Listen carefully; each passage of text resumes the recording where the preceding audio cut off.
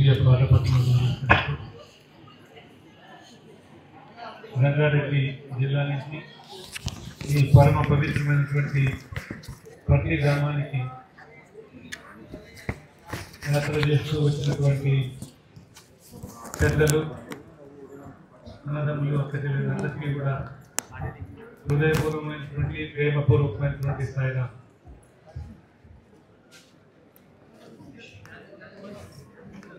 పుట్టపర్తి పుణ్యక్షేత్రానికి రావడం అంటే మీకు నా దేవుడి నుంచి పిలుపు వచ్చిందని మాత్రం అందరూ కూడా గుర్తించుకోవాలి.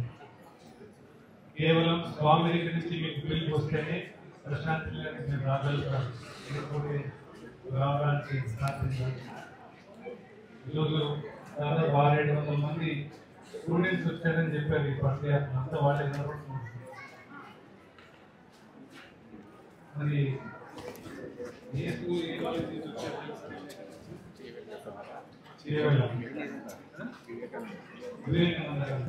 ఎంతమంది ఇంతకుముందు వచ్చారు? ప్రశాంత్ మొట్టమొదటిసారిగా పుట్టపర్తికి ప్రశాంత్ నీళ్ళకి వస్తున్న వాటి చేతులు ఎక్కండి అందరూ.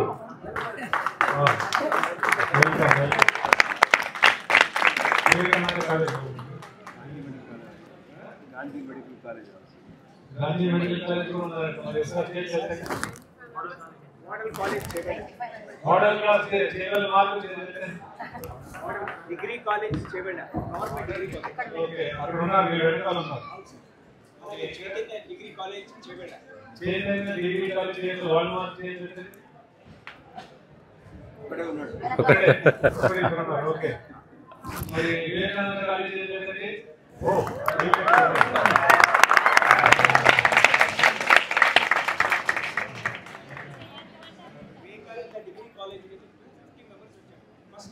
ఫస్ట్ టైం వస్తున్నారు. మోడల్ కాలేజ్ నుంచి ఫస్ట్ టైం 200 స్టూడెంట్స్ వచ్చారు. మొట్టమొదటిసారిగా వస్తున్న ప్రశాంత్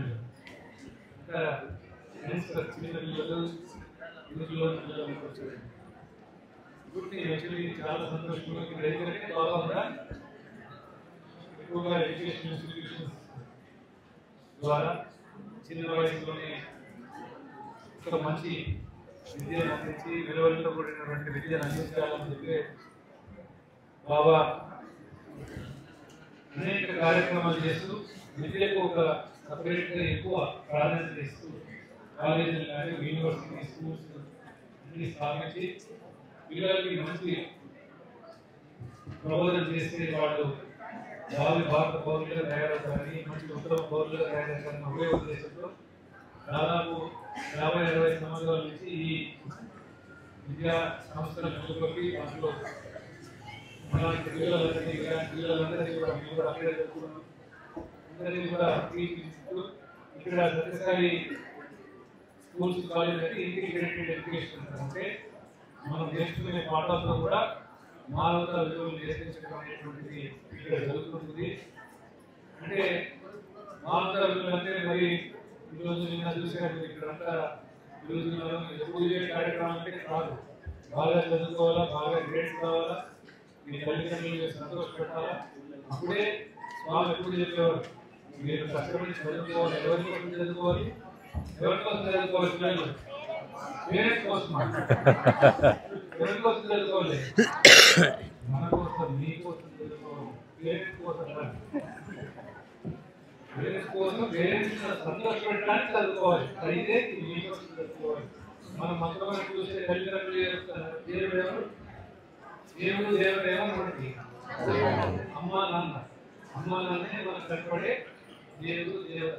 ఎందుకంటే ఈరోజు మీరు ఇక్కడ ఈ ప్రశాంతానికి వచ్చారు. మరి ఇక్కడ రావడానికి కారణం ఎవరుంటారు? ఎవరు స్టేట్ ప్రెసిడెంట్, మీ స్టేట్ ప్రెసిడెంట్ అనుకుంటున్నారా? స్వామి స్వామి అయితే మరి స్వామి ఏ రూపంలో మీకు కనపడి ఇక్కడ తీసుకొచ్చారు? ఎవరో ఇచ్చారు. ఇవన్నీ ఈ వసనాన్ని ఎవరు తెలుసుకున్నారు? ఇంకేం ఎవరు పెట్టారు? ఎవరు ఇచ్చారు? కూర్చుందా? అమ్మా నాన్న ఇచ్చారా? అమ్మ నాన్న లేదా? అమ్మ నాన్న ఇచ్చారా? స్కూల్ ఇచ్చిందా? ప్రతి ఒక్కరికి కూడా తల్లిదండ్రులు మనకి సమకూరుతుంటారు. ప్రతి ఒక్కరు వాళ్ళే సమకూరుస్తున్నారు కాబట్టి వాళ్ళే మనకు నమ్మబడే మొట్టమొదటి దేవత, మొట్టమొదటి దేవుడు. దేవుడు ఎంతలాగా ఉన్నాడు అదే ఒక మాట చెప్పారు. మాట పుట్టడానికి దేవుడు ఎంతలాగా ఉండలేడు కాబట్టి తల్లికి సృష్టించాడు. అందుకే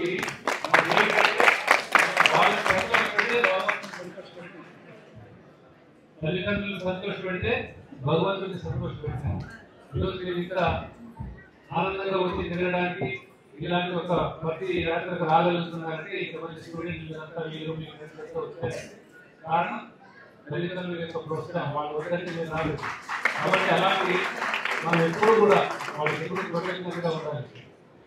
తల్లిదండ్రులు కృతజ్ఞత చెప్పాలంటే ఏం చేయాలి? మనం ఏం చేయాలి? బాగా చదువుకోవాలి. బాగా చదువుకొని బాగా ఉద్యోగులే ఒక జీవితంలో ఒక మంచి స్థితిలో మనం స్థిరపడినప్పుడు అందరికంటే ఎక్కువ ఆనందించేది ఎవరు? కాబట్టి మన దేశంలోనే మన సంస్కృతిలోనే మొట్టమొదటి ఏం చెప్పారు? మాతృదేవో భవ, తర్వాత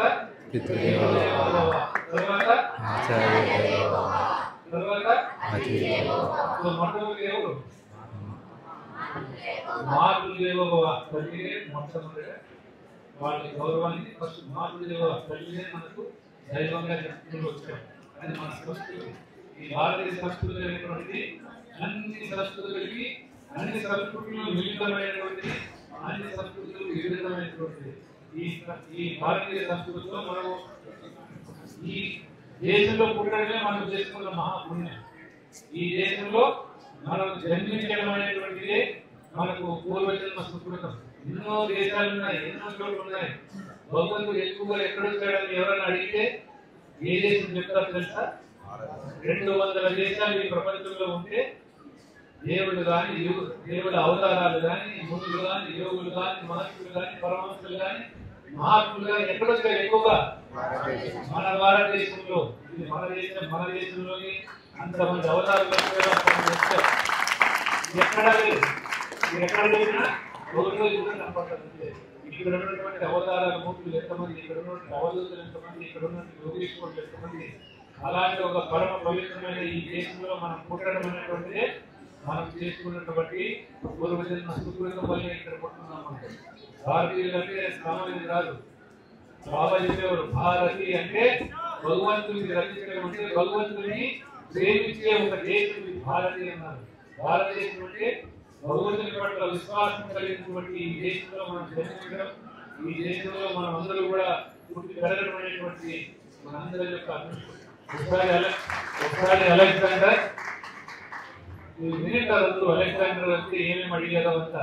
అయితే ఒకసారి అలెగ్జాండర్ ఈ దేశం గుండా పోతూ అక్కడ ఎవరు ఇద్దరు కొట్లాడుతున్నారంట. ఇద్దరు ఫార్మర్స్ రైతులు కొట్లాడుతున్నారంట. ఏమని కొట్లాడుతున్నారో బాగా గొడవ జరుగుతుంది. పల్లెల్లో గొడవ చేస్తుంటే బాగా గుడి అందరూ చూస్తుంటారు, ఎంటర్టైన్మెంట్ చూస్తుంటారు, వాళ్ళిద్దరు ఎవరు కొట్లాడుతుంటారు.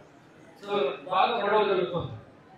అలెగ్జాండర్ మహారాజ్ పోతున్నాడు. ఆయన యొక్క సోల్జర్స్, ఆయన యొక్క సైన్యం అంతా వస్తుంది. వాళ్ళకి దీంతో సంబంధం లేదు. అలెగ్జాండర్ గారు పోయి ఎవరైనా కానీ వాళ్ళు కొట్టడానికి వాళ్ళు ఉంటారు. నేను చూసి ఎవరు వీళ్ళు నేను వస్తున్నానని చూడలేదు, సైన్యం ఉండడం లేదు, చెప్పి వాళ్ళు తీసుకురమ్మన్నాడు వాళ్ళ సైన్యాన్ని. సో వాళ్ళు వెళ్ళారు. చూసి ఆ సైన్యాలు వాళ్ళిద్దరిని రైతులిద్దరిని తీసుకొని వచ్చి అలెగ్జాండర్ ముందు నిలబెట్టారు. అలెగ్జాండర్ నిలబెట్టే ఏ టైంలో కష్టపడుతున్నారు, ఎందుకు కష్టపడుతున్నారు అన్నారు. ఇల్లు తీసుకొచ్చి ఒక చిన్న కుండ పెట్టి, కుండలో బంగారు పూలుగా ఉన్నాయి, తీసుకొచ్చి అలెగ్జాండర్ ముందు పెట్టారు. అలెగ్జాండర్ చూస్తే అర్థమైంది, వీళ్ళిద్దరూ ఈ బంగారు కోసం కొట్లాడుతున్నారు అని చెప్పి ఇదే సింపుల్ గా ఇద్దరు అభ్యర్థులు తీసుకోండి అని చెప్పారట. కాదు స్వామి, మీ డిస్ప్యూట్ ఫస్ట్ వినండి, మీరు ఎందుకు జడ్జిమెంట్ ఇస్తున్నారు వినండి అని చెప్పారు. అంటే అప్పుడు ఏం చెప్తారు కదా రైతుల వాళ్ళు, ఏంటి డిస్ప్యూట్ ఏంటంటే ఒక రైతు ఏమో తన పొలాన్ని ఇంకొక రైతు కమ్మేశాడు. కమ్మితే కొనుక్కున్న రైతు అక్కడ నాలుగుతో దున్నుతున్నాడు. దున్నుతున్నప్పుడు ఈ కుండ బయటపడింది. ఎవరు తీసుకోవాలి? ఇది మామూలు ఎవరు తీసుకోవాలా? తిరుగుతున్న అతను దొరికి తీసుకోవాలా. అతను ఏమనుకున్నాడు, అతను తీసుకొచ్చి ఇంతకుముందు ల్యాండ్ అమ్మాడు కదా, అతని దగ్గర తీసుకొని బంగారు నువ్వే తీసుకోవాలట. నాకు బంగారు నువ్వే తీసుకున్నామంటే నేను మీతో కొనుక్కున్న భూమిని దున్నుతున్నప్పుడు దొరికింది కాబట్టి నేను భూమిని కొన్నాను కానీ బంగారు కొనలేదు కదా, కాబట్టి నువ్వు భూమిని నువ్వే తీసుకోవాలి అని వాడు అర్థం చేసుకుంటే అమ్మినాక ఏం చెప్తున్నాడు, నేను భూమిని అమ్మినా కానీ బంగారం లేదు, నాకు సంబంధం లేదు, నువ్వు తీసుకోవాలంట. అంటే కొన్నవాడేమో ఈ బంగారాన్ని కొనుక్కోలేదు, భూమి కొన్నాను, నాకు సంబంధం లేదు, నువ్వే తీసుకొని అంటున్నాడు చెప్తున్నాడు. అమ్మిన వాడు కూడా భూమి అన్నాను, నేను బంగారం లేదు, నాకు తెలియదు కూడా తెలియదు అని చెప్పి ఈ దొరికింది కాబట్టి నువ్వే తీసుకోవాలని నువ్వే తీసుకోవాలంట. ఇది రస్త, ఇది గొడవ. అంటే ఈ బంగారు రాజుగారు నీళ్ళని చెప్పి ఈ బంగారు నా నీళ్ళు కాదు నా ఇట్లా వాళ్ళిద్దరూ కొట్లాడుకుంటుంటే మర్చిపోయిందంట. ఇదేం చేస్తుంది బంగారు మేము విదేశాలు సిగ్గిపోయిన విదేశానికి మనం ఇక్కడికి వచ్చి దండెత్తున్నాము. వీళ్ళు చూస్తే దొరికిన బంగారు నీటి అంటే ఇంకొక నీటిని చెప్పి గొడవ జరుగుతుంది, కొట్టుకునేంత వదిలినాను. అంటే అలాంటి ఒక ధర్మబద్ధమైనటువంటి ఈ పరమ పవిత్రమైన భారతదేశంలో మనం పుట్టాలని కాబట్టి ఇలాంటి ఒక గొప్ప సంస్కృతిని మనకు అందించినటువంటి ఎంతో మంది గొప్ప గొప్ప మహర్షులు, యోగులు, వివేకానంద స్వామి ఇక్కడ అమెరికాలో పోయి మొట్టమొదటిసారిగా 1904 సంవత్సరంలో అమెరికా అంటే 10 నిమిషాలు కొట్టారంటే కూడా వాళ్ళు కూడా బాగా చెప్పేవారంటే ప్రతి ఒక్కరు కూడా ఈ విశ్వంలో ఈ ప్రపంచంలో అందరూ కూడా నీకు అన్నదానంలో అపజయం మాట్లాడని చెప్పి అప్పుడు ఆయన కేవలం ఈ మాట వినడానికి అమెరికాలో ఉన్న సోదరులు సోదరి మొదలు పెట్టడమే అలాంటి ఒక సంబోధించడం కూడా వాళ్ళకి ఎక్కువ తెలియదు అనమాట. అంటే అన్నదమ్ములు అక్కడికి ఎవరు చూడడం లేదు, అంత competitors, outsiders, enemies, other camp, opposition camp అని చూస్తున్నారు. మన చుట్టూ ఉంటారు అనేది ఎవరికి కూడా బోధపడలేదు. ఆ మాట చెప్పినాకే 10 నిమిషాలు అంటే ఈ ప్రపంచానికి అలాంటి ఒక సోదరి సౌహృదత్వాన్ని పరిచయం చేసిన దేశం ఇది భారతదేశం. మరి మనం ఎంత గర్వంగా ఉండాలి ఈ దేశం పట్ల, అంత ఇదే మన దేశం పట్ల కూడా మనకు ఎంతోమంది పిల్లలు ఇక్కడ చదువుకుంటూ మేము విదేశాలకు వెళ్తున్నాం అంటే మంచిది, మీరు బాగా చదివినండి. అయితే ఎప్పుడు కూడా మీ జన్మ భూమిస్తే స్వర్గాలవి రెడీ చేసి ఉన్నారు కదా, ఉంది కదా, సైలెంట్ ఉన్నారు విన్నారా లేదా? విన్నారా?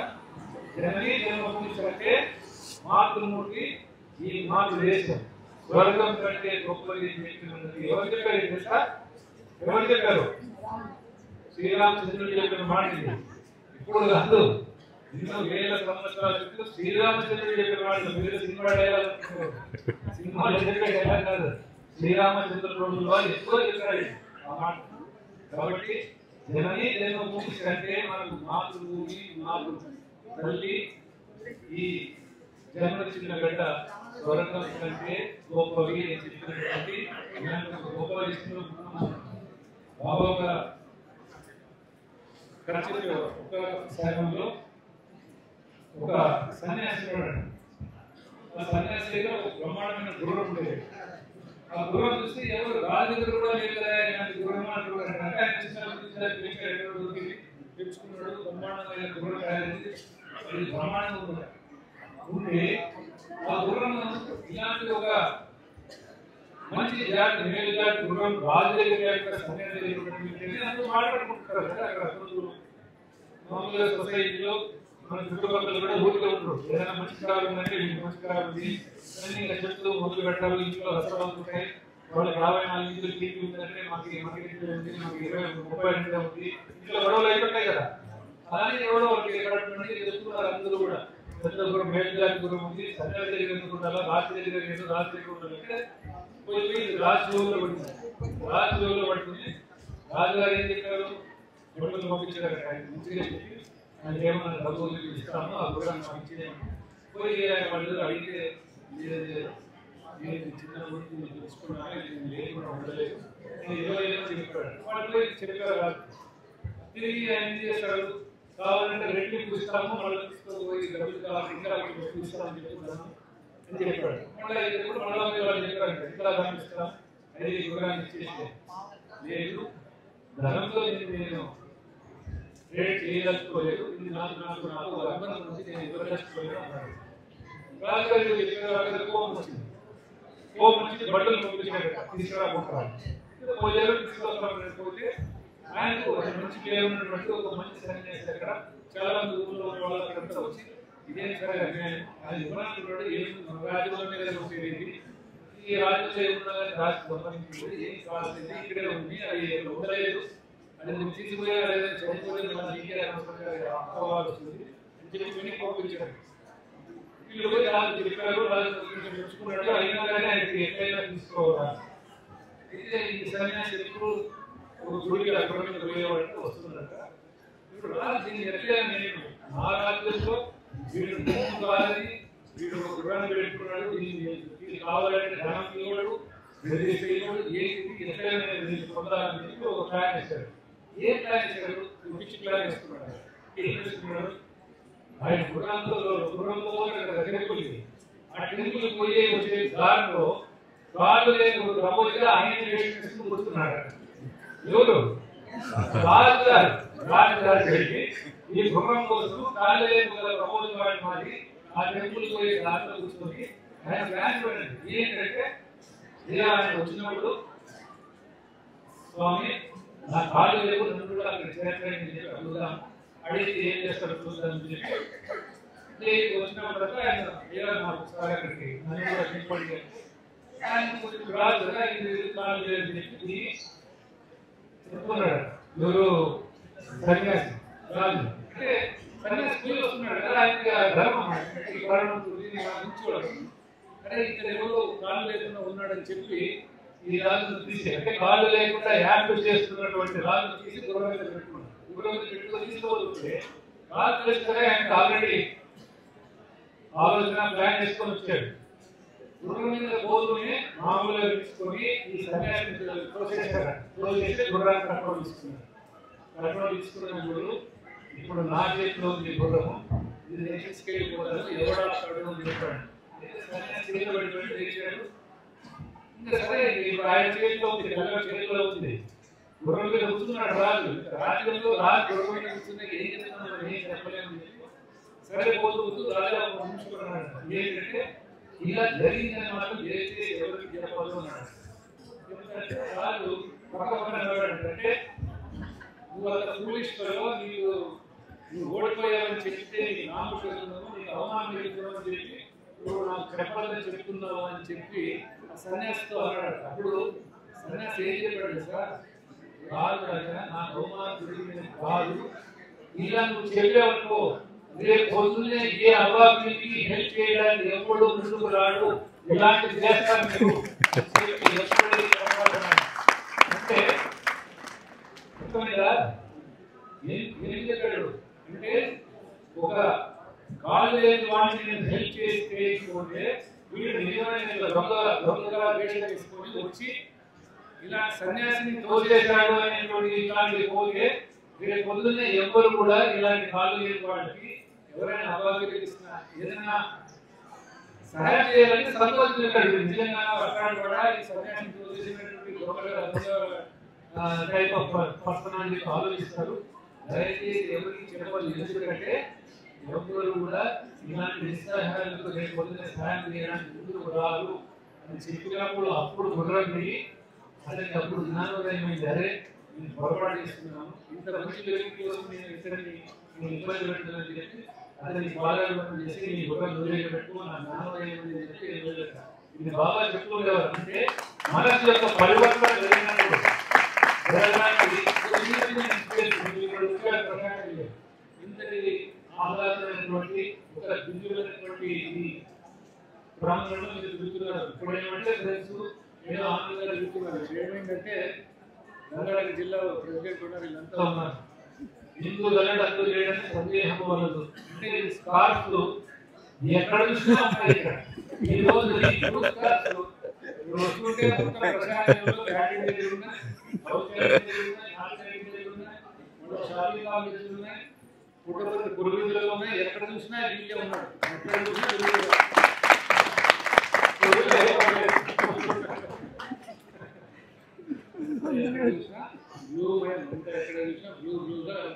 అంటే మనకు తెలుసు రంగారెడ్డి వాళ్ళు చాలా సంతోషం. మీరు అందరూ కూడా ఈ ప్రశాంతి రావడం, ఇలాంటి ఒక గొప్ప పుణ్యక్షేత్రానికి రావడం అనేటువంటిది అందరూ అదృష్టం. ఆ స్వామి యొక్క కృప. మీకు చిన్న వయసులో చాలా మంది చిన్నపిల్లలు ఉన్నారు. వీళ్ళకి తెలిసినా తెలియకపోయినా ఎప్పటికీ మీకు ఎప్పుడో చోట మీ జీవితంలో స్వామి ఏదో జరిగిన గుర్తుకొస్తుంటారు. ఒకసారి స్వామి అంటే మనకి ఒకసారి స్వామి ఫోన్లోకి వచ్చాక, స్వామి సంవిధానంలోకి వచ్చాక మనం పొడవులనుకున్నా, మనం కావాలనుకున్నా, మనం మర్చిపోయినా, మనం జ్ఞాపకం పెట్టుకున్నా సత్యసాయి బాబా మాత్రం ఎప్పుడు జ్ఞాపకం పెట్టుకుంటాడు, ఎప్పుడు వదలదు. ఒకసారి పట్టుకుంటే మాత్రం ఎవరు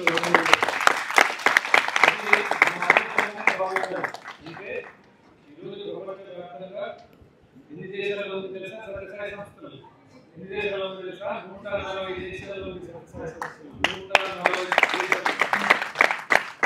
భారతదేశంలో ఎన్ని రాష్ట్రాలు ఉన్నాయి? భారతదేశంలో ఎన్ని రాష్ట్రాలు ఉన్నాయి? 28 రాష్ట్రాలు ఉన్నాయి. ఉన్నదే కదా, 25 రాష్ట్రాలు ఉన్నాయి. 25 రాష్ట్రాలు యూనియన్ టెరిటరీస్. యూనియన్ టెరిటరీస్ 7 7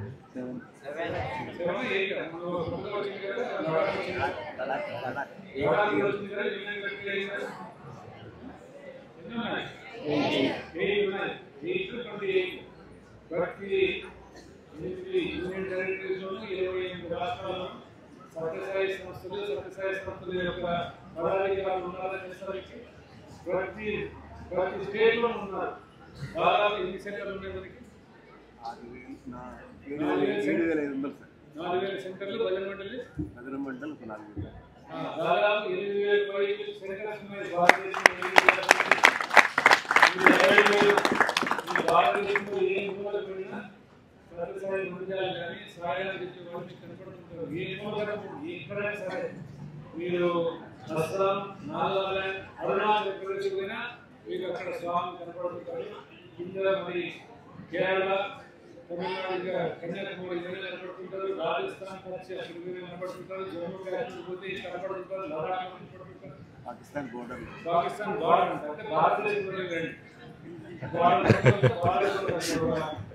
పోయిన 2 సంవత్సరాల కింద ఒక మంచి చాలా యూరోపియన్ మందిరం కట్టారు. మందిరానికి ఇనాగ్రేషన్ పోతే అక్కడ చెప్తున్నారు, సరే ఇక్కడ నుంచి 3 కిలోమీటర్లు నడుచుకుని పోతే పాకిస్తాన్ బార్డర్ వచ్చిందని. ఎవరు నడుచుకుని పోకండి, మన దేశం మించిన దేశం ఆనందంగా ఇక్కడే ఉండాలని చెప్పి అంత మంచి బ్యూటిఫుల్గా ఉన్న సీనిక్ ప్లేస్లో సత్యసాయి మందిరాన్ని అద్భుతంగా కట్టుకున్నారు వాళ్ళు. ఈ ప్రపంచంలో అసలు మీరు నేపాల్ వెళ్తే అక్కడ దాదాపు 250 సెంటర్స్ ఉంటాయి, పెద్ద పెద్ద మందిరాలు ఉంటాయి. చిన్న దేశం అయితే వాళ్ళ వీధిలోనూ స్వామి ఫోటోలు ఉంటాయి, షాప్ ఫోటోలు ఉంటాయి, హిందీలోనూ ఉంటాయి. అంటే ఈ సత్యసాయి సంస్థలు సైలెంట్గా ఉండాలని ఎంతో గొప్ప పని చేస్తుంటాయి. ఎంత పని చేస్తుంటాయంటే అసలు మీకు ఆశ్చర్యం వేస్తుంది. ఈరోజు మన ఆంధ్ర రాష్ట్రంలో మీరు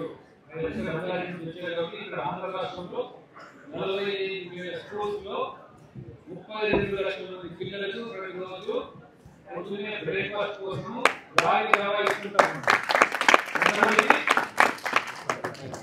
32 లక్షల మందికి 32 లక్షల మందికి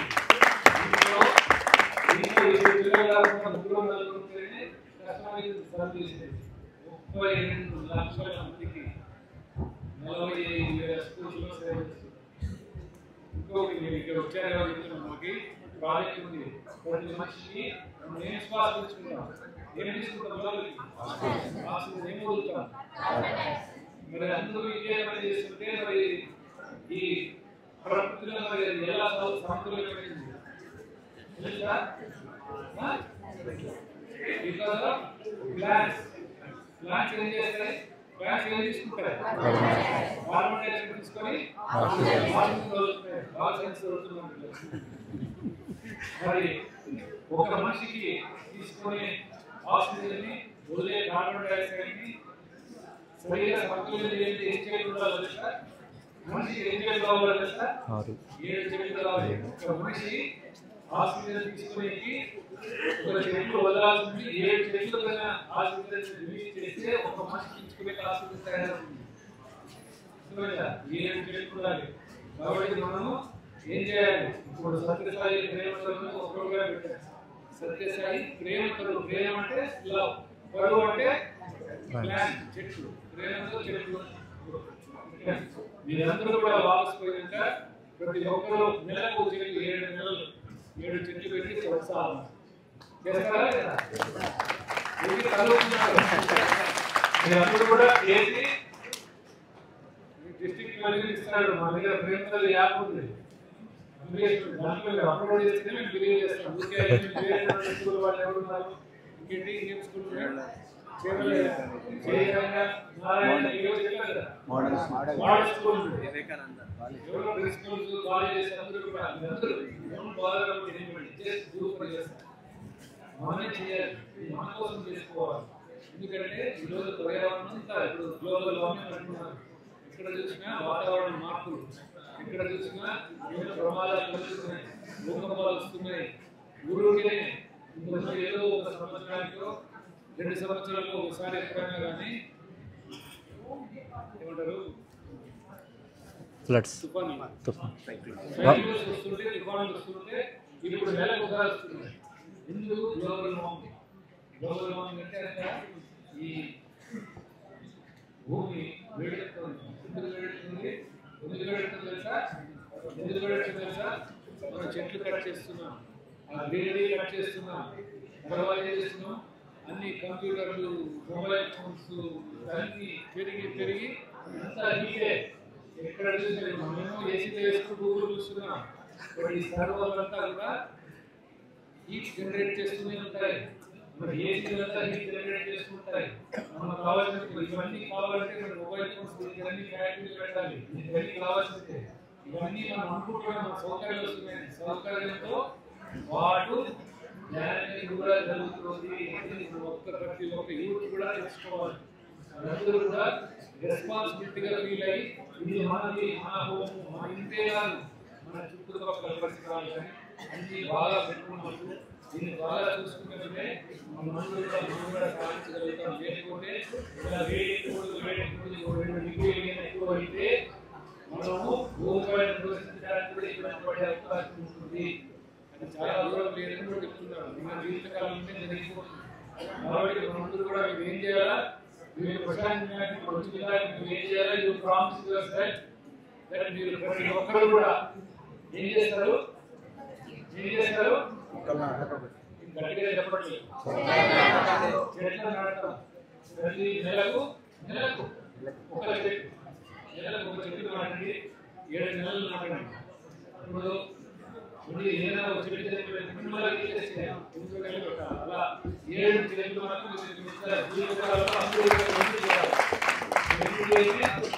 అలా మీరు చేసుకుంటే మిమ్మల్ని చూసి మీ బ్రదర్స్ ఇంకో కాలేజ్ చేస్తూ వచ్చామంటే, ఎందుకంటే విద్యార్థులు తలుచుకుంటే చేసేదాం. ఇప్పుడు 32 లక్షల మంది ఉన్నారు. వాళ్ళు చెప్పి ప్రతి ఒక్కరు నాటకం చేస్తే ఎన్ని మొక్కలు అయిపోతాయి? 32 లక్షల మొక్కలు అయిపోతాయి. కాబట్టి ఇంత నెంబర్స్ ఉన్నటువంటి ఈ రోజు భారతదేశంలో, ప్రపంచంలోనే భారతదేశము యువకులు ఉన్నటువంటి దేశం. ఈ రోజు మన దేశంలో దాదాపు 50% పైన 18 నుంచి 35 సంవత్సరాల వయసులో ఉన్నటువంటి వాళ్ళు ఉన్నటువంటి దేశం. ఏ ప్రపంచంలో ఏ దేశంలో కూడా ఇంతమంది యువత ఉన్నటువంటి దేశం ఎక్కడ ఇంకా జపాన్లోనూ ఇంకా చైనాలో వేరే ప్రాబ్లం వాళ్ళు ఎక్కువ ఓల్డ్ ఏజ్ పీపుల్ ఉన్నారు. జపాన్ అయితే మరీ ఎక్కువ, అందులో 60 దాకా చాలా మంది ఉన్నారు. రిటైర్మెంట్ లెవెల్ చాలా మంది ఉన్నారు. 10 years లో ప్రతి 10 మంది వృద్ధులకి ఇద్దరే పనిచేసే వాళ్ళు ఉంటారు. అంటే చూడండి ఎంత ఇబ్బంది అవుతుంది. కాబట్టి మనందరూ కూడా దీన్ని జ్ఞాపకం పెట్టుకొని రేపు ఇంకొక యాప్ కూడా చేసేది ఇంకోటి ఏదో దివ్యాంగ జనసేవ దివ్యాంగ జనసేవ దివ్యాంగులు హ్యాండిక్యాప్ అంటారు డిఫరెంట్ ఏ విధంగా పెట్టారు హ్యాండిక్యాప్ అంటే కాళ్ళు చేతులు వాళ్ళందరికీ కూడా సత్యసాయి సంస్థల ద్వారా వాళ్ళకి ఆర్టిఫిషియల్ చూసారా చూడలేదు. ఆర్టిఫిషియల్ అంటే కృత్రిమమైనటువంటి చెయ్యి కృత్రిమమైన కాలు వచ్చి వాళ్ళు నడవడానికి వాళ్ళు ఇప్పుడు ఎలా ఉందంటే మనం చేయి ఇప్పుడు ఏర్పాటు చేసినటువంటి ఏమంటారు స్కెలిటల్ ఎండోస్కెలిటల్ అసిస్టివ్ డివైస్ అంటారు. అది ఇస్తే వాళ్ళు పట్టుకొని గ్లాస్ నీళ్ళు కూడా తాగలుగుతారు. వాళ్ళు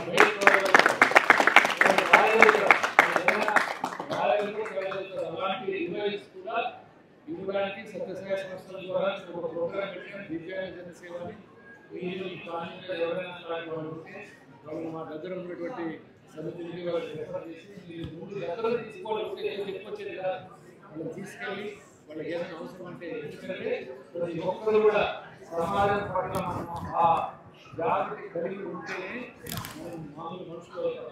లేకపోతే ఎవరు ఉంటారు మనకి ఎటువంటి సమాజం పట్ల బాధ్యత లేకుండా మనం దాన్ని పట్టించుకోకుండా మనం తిరిగి ఏమవుతాం ఉపాధి తయారవుతాం. కాబట్టి మనం మనుషుల మాదిరి ఉండాలి కాబట్టి మనుషుల మాదిరి ప్రవర్తించాలి. కాబట్టి ఈరోజు ఇలాంటి గొప్ప అవకాశం ఉంది. మీరు మంచి ప్లాట్ఫామ్లో ఇంత చిన్న వయసులో రావడం వెరీ వెరీ హ్యాపీ. చాలా సంతోషంగా ఉంది. మీరందరూ కూడా బాగా చదువుకొని బాగా ఉద్యోగులై మంచి ఉద్యోగాల్లో మీరందరూ కూడా స్థిరపడి మీ తల్లిదండ్రులకు తోడ్పడిస్తూ సమాజంలో ఒక మంచి ప్రవర్తన కలిగి సమాజానికి ఆదర్శంగా ఉండాలని మీకు దేవుడి యొక్క స్వామి యొక్క ఆశీర్వాదాలు ఎప్పుడు కూడా ఉండాలని చాలా నిన్న ప్రోగ్రామ్ కానీ ఈరోజు మార్నింగ్ ప్రోగ్రామ్ కూడా వాలీబాల్ ప్రోగ్రామ్ చాలా బాగుంది.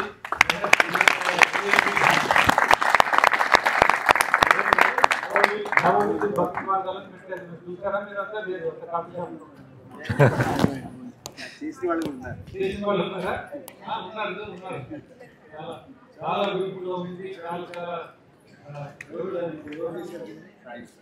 సాయి కదా అంత చాలా బాగా చేశారు ఈరోజు. సో అందరూ కూడా చాలా సంతోషం. లేటెస్ట్